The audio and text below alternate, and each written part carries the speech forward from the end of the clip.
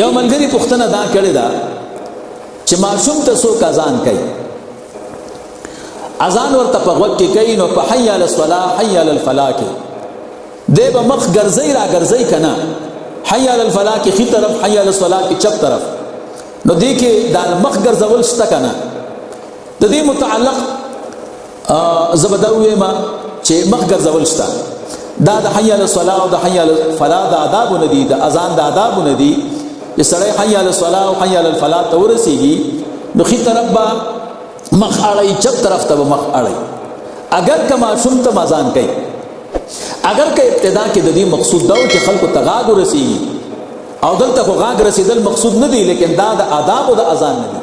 دې باره کې د کن شرح دا تبیین الحقایق ورته وایي. دا اول جلد دی او صفحه دا 92.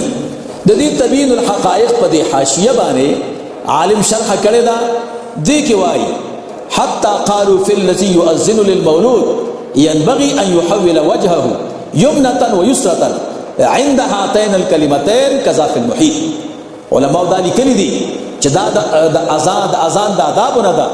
کله چې حي علی الصلاة حي علی الفلاح ته ورسېږي ښي طرف او چپ طرف ته مخ اړوي، تر دې پورې چې ماشوم ته اذان کوي نو په هغې کې به هم اړوي.